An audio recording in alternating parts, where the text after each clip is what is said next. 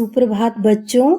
आशा करती हूँ कि आप सभी सपरिवार स्वस्थ होंगे, खुश होंगे और आपने अपनी छुट्टियां भी बहुत अच्छे से बिताई होंगी। प्यारे बच्चों, अब एक बार दोबारा से अपनी पढ़ाई की तरफ ध्यान देते हैं। आज मैं आपको भाषा माधुरी पुस्तक से पाठ 10 एक बौना और लकड़हारा पढ़ाने जा रही हूँ।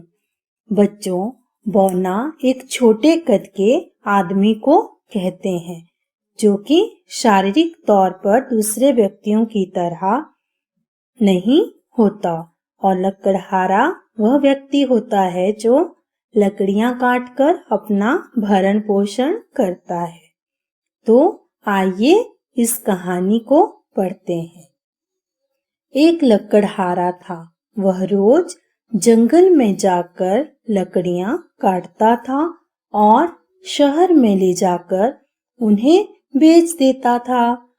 एक दिन उसने सोचा, आसपास से तो सब लकड़हारे लकड़ियां काटकर ले जाते हैं।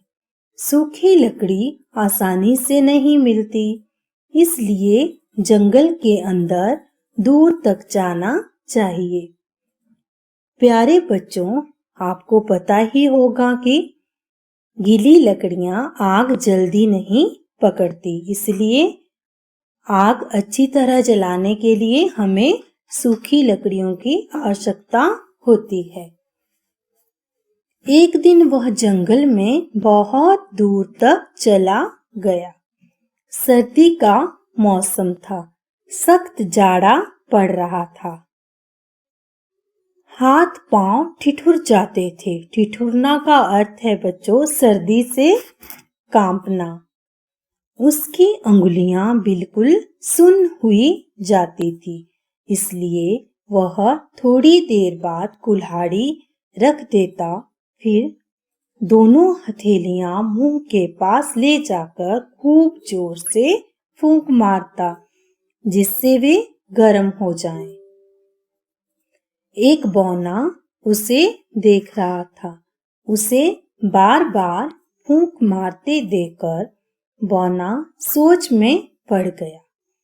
जब उसकी समझ में कुछ न आया तो वह ठुमक ठुमक कर लकड़हारे के पास गया।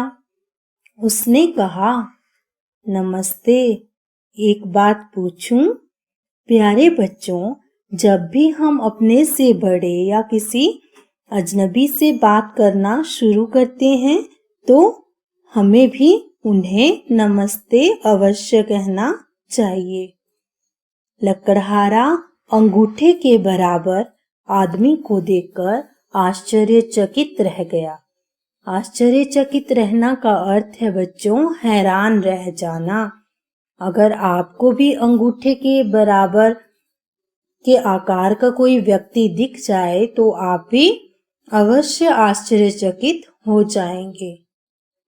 उसने कहा, हाँ पूछो। बौना बोला, तुम हाथों में फूंक सी क्यों मारते हो? लकड़हारे ने जवाब दिया, सर्दी बहुत है, हाथ ठिठुर जाते हैं, मैं मुंह से फूंक कर उन्हें गरमा लेता हूँ। बौने ने अपना सुपारी जैसा सिर हिलाया और कहा, अच्छा यह बात है। यह कहकर वह वहां से चला गया, पर रहा आसपास ही। दूर से लकड़हारे की हरकतें देखता रहा। बौना लकड़हारे के पास से तो चला गया, लेकिन वह थोड़ी दूरी से उसको देखता रहा कि लकड़हारा अब क्या करने जा रहा है। दोपहर हुई तो लकड़हारे ने खाना पकाने की तैयारी की। इधर उधर से 2 पत्थर उठाकर उसने चूल्हा बनाया। बच्चों, कितने पत्थर उठाकर उसने चूल्हा बनाया? हाँ, बिल्कुल 2 पत्थर।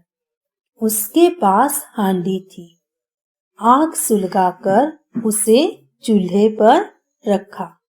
उसमें उबलने के लिए आलू रख दिए। लकड़ी गीली थी, इसलिए आग बार बार ठंडी हो जाती थी। लकड़हारा मुंह से फूंककर उसे तेज करता था। बौने ने सोचा, अब यह फिर फूंकता है, क्या इसके मुंह से आग निकलती है? पर वह चुपचाप देखता रहा। लकड़हारे को सख्त भूख लगी थी। सख्त का अर्थ है बच्चों तेज।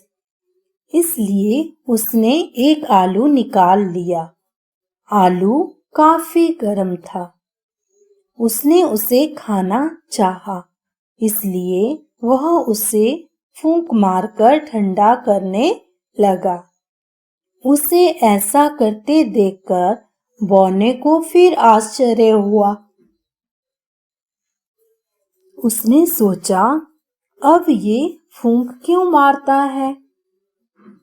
अब क्या आलू को फूंककर जलाएगा? पर आलू जला नहीं। लकड़हारे ने फूंक मार मार कर उसे ठंडा कर लिया और गप गप खाने लगा। बौने को बहुत आश्चर्य हुआ। उससे रहा न गया। वह ठुमक ठुमक कर लकड़हारे के पास फिर पहुंचा। कहा, बुरा न मानो तो एक बात पूछूं? लकड़हारे ने कहा, बुरा क्यों मानूंगा, पूछो। बौने ने कहा, सुबह आपने कहा था कि मुंह से फूंककर अपने हाथों को गरमाता हूँ। अब इस आलू को क्यों फूंकते हो? यह तो खुद गर्म था, इसे और गरने से क्या लाभ? लकड़हारा बोला, नहीं, यह आलू बहुत गर्म था। मैं इसे मुंह से फूंक फूंक कर ठंडा कर रहा था। यह सुनकर बौने का मुंह पीला पड़ गया। लकड़हारे ने पूछा, क्यों भाई, क्या हुआ? पर बौना पीछे हटता गया। काफी दूर जाकर बोला, यह न जाने क्या बला है, कोई भूत है या प्रेत है, उसी से ठंडा उसी से गरम। मेरी समझ में तो यह बात नहीं आती।